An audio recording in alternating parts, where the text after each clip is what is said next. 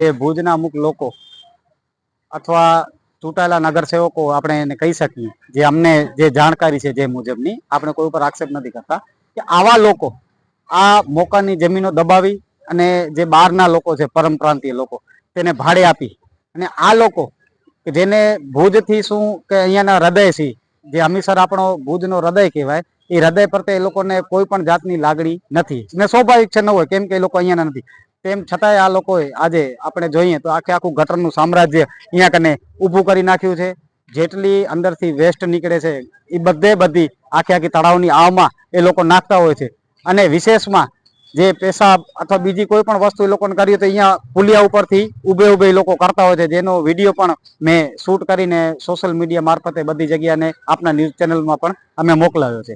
ખરેખર આ જે જગ્યા બની એનો હેતુ ભુજ નગરપાલિકાએ 78 લાખ રૂપિયાનું બસ મોટી રકમ, જે 78 લાખ રૂપિયાની માતબર રકમ આપણે જેને કહી શકાય, એવી 78 લાખ રૂપિયા જેટલી રકમ ખર્ચી અને આ જગ્યાને બ્યુટિફિકેશનના કામ કરી અને વિકસાવવામાં આવ્યું ભુજની પ્રજા માટે, કે સૌ ભુજના નાગરિકો અહીંયા આવી અને પોતાના ફેમિલી સાથે સમય પસાર કરી શકે. પણ અત્યારે આપણે સૌ જોઈ શકીએ છીએ કે પાછળની જે હાલત છે કે રેકડીઓને એક સામ્રાજ્ય દબાણનું દિવસે ને દિવસે વધતું જાય છે અને આ લોકો પોતાનું ટોટલ વેસ્ટ ગંદકી એ બધી તળાવની અંદર એ લોકો નાખતા હોય છે. ખરેખર બ્યુટિફિકેશનનું હેતુ જ આખું જુદું થઈ ગયું, હેતુ બદલાઈ ગયું. કેમ કે આપણે જે હેતુ હતું એ હેતુ એવું હતું કે આપણે અહીંયા બ્યુટિફિકેશન પ્રજા માટે કરીએ છીએ, ભુજના હિત માટે કરીએ છીએ. તો અત્યારે આ રેકડીઓ માટે બ્યુટિફિકેશન છે.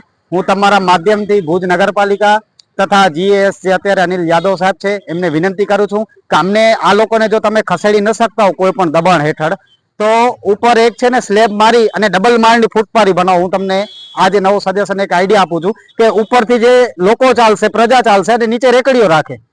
જો આ વસ્તુ તમે ખાલી નથી કરી શકાવાના તો પછી જે ડબલનો જે ઓલો ફોર્મ્યુલા છે આપણે એ અપનાવીએ કે ઉપર લોકો ચાલે ને નીચે રેકડીઓ રહે.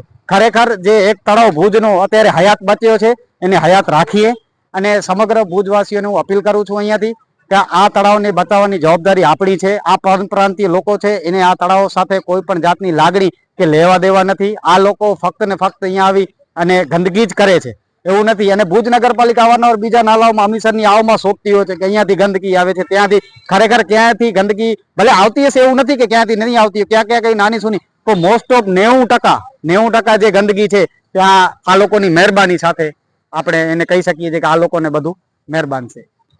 ચોક્કસપણે એમાં કોઈ શંકાને સ્થાન જ નથી, કેમ કે આ બહારના લોકો છે, અહીંયાના લોકો નથી. હું અને તમે સ્વાભાવિક છે આપણા રાજ્ય બહાર જઈએ અને આવી મોકાની જગ્યા જે બ્યુટિફિકેશન માટેની જો થયેલી જગ્યા હોય તો શું તમારા અને મારામાં એટલી હિંમત છે ખરી કે આપણે ત્યાં કોઈના સાથ સહકાર વગર રેકડી રાખી શકીએ?